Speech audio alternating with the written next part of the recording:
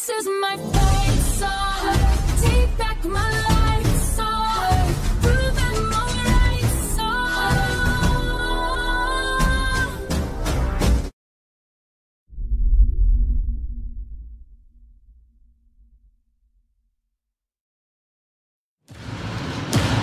Dancing construction workers, angels with giant heads, and whatever these things are.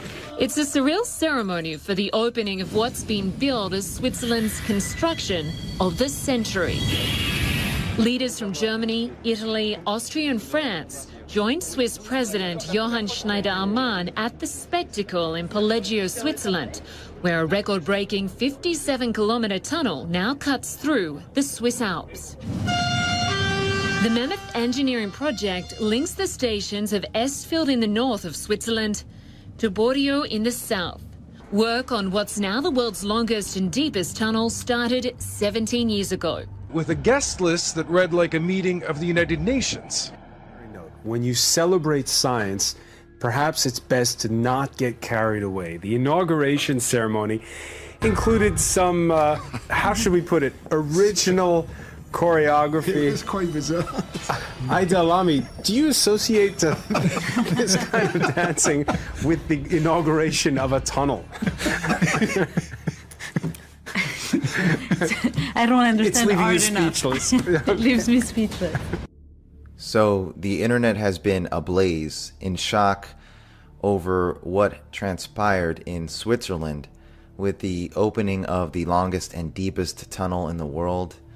Conspiracy research community and regular folk across the spectrum alike were in disbelief. What many are saying was the most open, satanic, occult ritual of all time. Even much worse than the 2012 Olympics. But it was truly shocking. It has definitely hit me to my core. When I first saw it, especially the end of the ceremony, my heart was heavy, and it's just difficult to watch, but I was reassured that after what I just witnessed, there's going to be some disturbing and bizarre times ahead, more than we've ever seen. That much we should realize. These Freemasons, these so-called ruling elite, they now know they can perform outright blatant satanic rituals short of literally sacrificing a human being on screen and easily get away with it. They don't care. They no longer care. It's just another indication that shows you just how close we are. We're in the final phase of a plan spanning hundreds, if not thousands of years. And if what transpired in Switzerland doesn't wake you up to that, I don't know what will. This ritual was a ritual for the unleashing of the underworld. Gotthard Tunnel, underground. CERN, underground. As you'll see in this video, the connection between this tunnel, the ritual performed there, and CERN goes far, far beyond being in the same territory and both being underground. But there is definite viewer discretion advised because there's a lot of very disturbing imagery in it. Now this happened in Switzerland, near the Swiss Alps. Air show and bizarre performance opens the longest tunnel in Swiss Alps. The spectacular air show marked the opening of the world's longest record-breaking rail tunnel in Earthfield, running for 57 kilometers through the Swiss Alps. The ceremony continued with a freakish show where some of the half-naked performers dressed as goats allegedly tried to express the hellish work through the mountain, or the fact that the gates to hell are now officially open. Let this sink in here for a moment. This is how the secular world, a Russian newspaper, described this event where 4 heads of state were at. Even the secular world states that it was a freak show and that it strongly hinted at and conveyed to them that the gates to hell were open. That's how blatant this show was. With the main performer being the dancing goat and other blasphemous references to Christ in this event too as well. They even prayed around the Lamb, and even, again, the secular world it was looking at this and saying, what in the world is this showing? This is so bizarre. This is a freak show. What are they showing here? They're doing this openly. Many blatant references to Cernunnos and Pan figures and satyrs in connection to parading the dead lamb around, mocking the Lamb of God, at the same time while the goat figure is dancing around, celebrating. All during this Cernunnos dance and the witchcraft and pagan occult illustrations they were involving here, with blatant witchcraft dances as well. They're displaying sparking forges and evoking video imagery on the wall, referencing hell as well. Other pictures from being in the forge, and the fires emerging at this time, and red flames, all this coming together while the gates and the doorways are opening, bathing everything in red. This event was truly disturbing. It truly does disturb you when you watch the footage of it. This was most certainly an occult event. And they show all the red and the bloodshed that is associated with opening the door. And when they open the door, smoke emerges, just like the Bible talks about when the bottomless pit is opened. Smoke emerges as though from a great furnace. And a train comes rolling in. There's going to be a portal open. There's going to be a dimensional highway made. And things are going to come out of it, like the Bible states. And we talked about just several weeks ago, at the same time as all these other events starting, how they were blatantly letting the world know the gates of hell were about to open. With the Inferno trailer with Tom Hanks, bringing that onto the scene in connection with a lot of other things we've been studying as well, prominently featuring trains in the trailer too as well, because they use it as a picture of time traveling, moving a long time as well, but then also as a cue card to look for other events tied to the messaging as well, with the train tunnel. And we talked about how in the trailer, they talk about being in the underground and rivers of blood, because they know all these are tied together. The one leads to the other. And they know there's going to be a massive release of shedding of blood. And ties in with the other messaging they've put down before with the Da Vinci Code blasphemy and the Angels and Demons film, which was filmed at CERN. All these are connected by subject matter. CERN definitely does seem to be part of opening the bottomless pit. We've talked about that before. And they're now announcing that hell is about to be unleashed. The mystery of iniquity is about to be unrestrained. And then just 2 days after that, they again prominently featured on Bing, the gates of Hades being opened with their Orcus reference, referencing Hades, the underworld. And we've seen a lot more messaging in between that, but then just recently on the 31st, a commemoration of the Hell of Verdun using some of the same public figures who were also involved at the tunnel ceremony, Merkel and Hollande, bringing attention to the Hell of Verdun, and we talked about that, and with the lighting evoking their same color messaging. And then the very next day, they went to the tunnel opening where they commemorated Cernunnos and Pan coming from the underworld and persecution and bloodshed, celebrating openly that the gates to hell are about to open. They don't need to hide it anymore. I do want to reiterate here again and drive home the point that it is irrelevant whether or not we believe the Bible to be true, Satan to be real. The important thing to understand and realize first and foremost, if you are a non-believer in the spiritual realm, spiritual warfare, etc., is these people do. And they are literally carrying out an agenda based on these ideologies. This is the reality. So in order to understand the bigger picture, understand why they perform rituals such as this, you must understand things biblically and spiritually. Let's take a look at various symbolism of this ritual and break it down in terms of time and space, CERN, and the opening of what is called the abyss, as described in Revelation. These are aspects I've covered from time to time, and it seemingly culminates with this ritual and only further solidifies my conclusion regarding the real agenda behind CERN. So what we actually see playing out in this ritual is Revelation 9:11. And that states, "And they had a king over them, which is the angel of the bottomless pit, whose name in the Hebrew tongue is Abaddon, but in the Greek tongue his name Apollyon." And as we can see, the 9/11 memorial in New York, called the Infinity Pool, is a direct reference to Revelation 9:11, and that is no coincidence. It is a direct reference and representation of the bottomless pit, the abyss, the black void. This is what they've shown us time and time again, consistently throughout history in their occult structures and locations all over the world, 9/11 Memorial Infinity Pool being a prime example. Even RT News wrote an article on CERN and revealed the quote-unquote curious connection between Apollo and CERN.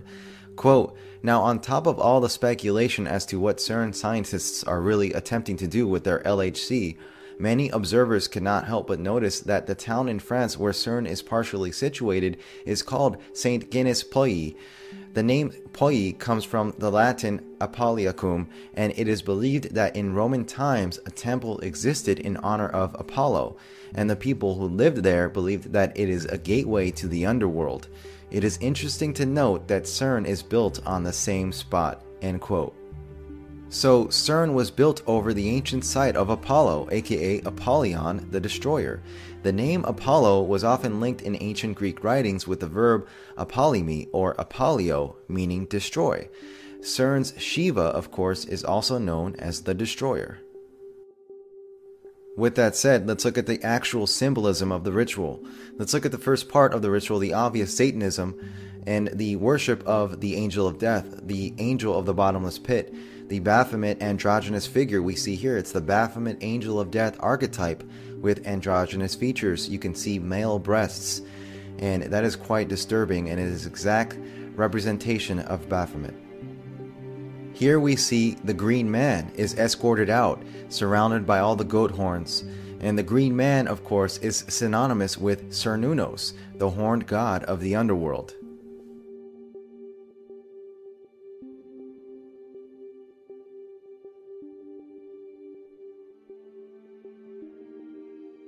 Moving on to the second part of the ceremony, where we see a display of projected images onto a wall or a screen, the workers form an 8-spoked wheel just before they breach through the mountain wall. 8-spoked wheels are depicted as time and space mechanisms throughout ancient artworks. They are synonymous with transcending space-time. This is why CERN's detectors, particularly the Atlas detector, is designed after the 8-spoked wheel, the 8-spoked wheel of time, because it is a time and space mechanism. This, make no mistake, is not by accident. On the projected screen, we see the mountain is now breached, representing the breaking of the veil of reality. The workers are then sucked into the void of a portal, where numerous specter-like hands are reaching out to them. Quite disturbing. Chaos ensues, and specter-like entities are released into this dimension. We now see the horned god appears in the black void, the abyss, coming out from the bottomless pit. The underworld is unleashed. At this point, we can now see the strong parallels between Gotthard's ritual and CERN, particularly CERN's occult film ritual symmetry. Here you can see naked entities in the black void of the abyss is depicted in both Gotthard ritual and CERN's occult film ritual symmetry. So after the collapsing of time and space, the merging of dimensions, the opening of the portal and unleashing of the underworld, we now see a clock is shown to be in disarray, going forwards and backwards, representing space-time manipulation or distortion. The same time distortion symbolism is also shown in CERN film symmetry. A brief close-up of the watch of the character named Lucas, which is a name that has been said to be an allusion to Lucifer, shows time going in reverse before abruptly stopping. Further exploring the connection between Lucifer or Satan and time, an interesting side note, in the film Winter's Tale, Lucifer, played by Will Smith, has a dialogue with one of his demon minions, played by Russell Crowe. In this scene, Lucifer informs his demon how he has no comprehension of the simple ebbs and turns of time, and eludes his understanding. Since Satan is also known as the serpent or the dragon, and the serpent is another variation of the Ouroboros, which is a symbol of time, we can see why Lucifer places so much emphasis on the construct of time in this scene. He is also shown reading the book A Brief History of Time by Stephen Hawking, although it is essentially unnoticeable unless you search for it, emphasizing once again the connection between Lucifer and time. All you have to do is pay attention to what the media telegraphs regarding CERN. When you see Wall Street Journal, for example, recently released headlines such as, quote, CERN is seeking secrets of the universe or maybe opening the portals of hell, end quote, and openly discuss conspiracy theories and address conspiracy theories about CERN, you know the CERN occult agenda is real. It's really happening. They are literally attempting to crack time and space, merging dimensional realities in order for the unleashing of the underworld to take place. This is why they've injected themes and symbolism associated with time travel, dimensional travel, CERN, particle collider, time distortion, portals, dimensional doors, and so much more in our media more than ever before. On one level, people will dismiss any notion of the CERN occult agenda being real, dismissing the possibility CERN is creating dimensional doors because it was shown in science fiction. It was shown on this TV show or that TV show. This is how they condition the populace on a subconscious level to accept these scenarios as purely science fiction and not possible. But make no mistake, what is seemingly science fiction is literally manifesting in our reality. This is precisely why it is possible reality itself has changed or been altered, because when human beings are tampering with forces they should never be tampering with, opening doors they should never open, the result is likely something most humans cannot even begin to fathom or comprehend.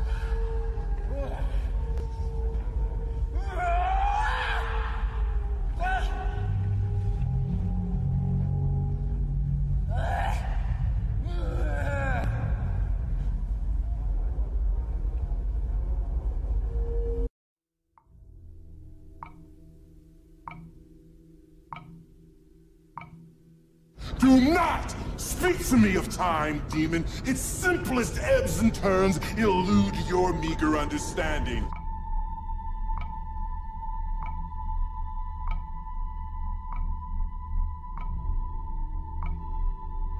We're standing in the core of the most powerful particle collider ever built. Most colliders cap out at 27%. It's a stability concern. We found a way to push through that. Earlier this year, our system went online at 82% capacity, at which point this window appeared.